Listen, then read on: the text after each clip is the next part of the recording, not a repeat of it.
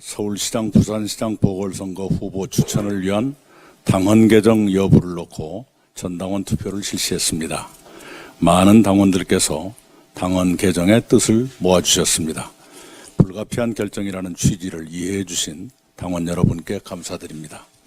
이후 절차도 신속하게 진행하겠습니다. 당원들의 뜻이 모아졌다고 해서 서울과 부산의 시정의 공백을 초래하고 보궐선거를 치르게 한 저희들의 잘못이 면해지는 것은 아닙니다. 서울, 부산 시민을 비롯한 국민 여러분께 다시 한번 사과를 드립니다. 피해 여성께도 거듭 사과드립니다. 그 사과가 진정성을 갖기 위해서는 실천이 따라야 한다는 것을 잘 알고 있습니다. 저희 당은 윤리감찰단을 새로 가동한 데 이어 오늘은 윤리신고센터와 젠더폭력신고상담센터를 열어 당 소속 선출직 공직자와 주요 당직자의 성비위와 부정부패 등에 대한 조사와 후속 조치 등에 임할 것입니다. 성인지 교육도 강화했고 더 강화하겠습니다. 그런 잘못이 다시는 일어나지 않도록 하겠습니다. 보궐선거에 후보를 내려고 하는 것은 유권자의 선택권을 존중해 드리는 것이 공당의 책임 있는 자세라고 생각했기 때문입니다. 이제 저희 당은 철저한 검증과 공정한 경선 등으로 가장 도덕적이고 유능한 후보를 찾아 유권자 앞에 세울 것입니다. 그래서 시민들께서 후보를 자유롭게 선택하시고 그 결과를 보람있게 여기시도록 하겠습니다. 2007년 검찰은 이명박 대통령 후보의 다스와 BBK 의혹에 대해 무혐의 처분했습니다. 그로부터 13년 만에 단죄가 이루어졌습니다. 2013년 검찰은 김학의 법무차관의 범죄에 대해 무혐의 처분을 내렸습니다.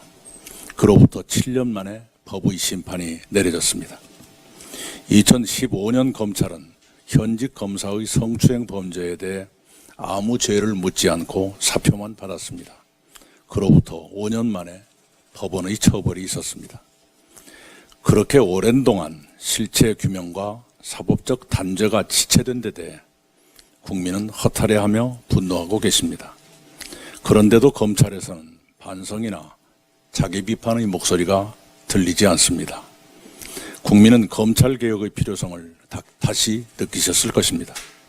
사법정의 실현과 법치국가 완성을 위해서도 공수처 출범은 시급합니다. 공수처장 후보 추천위원회가 지난주 첫 회의를 열고 9일까지 후보들을 취합하기로 했습니다.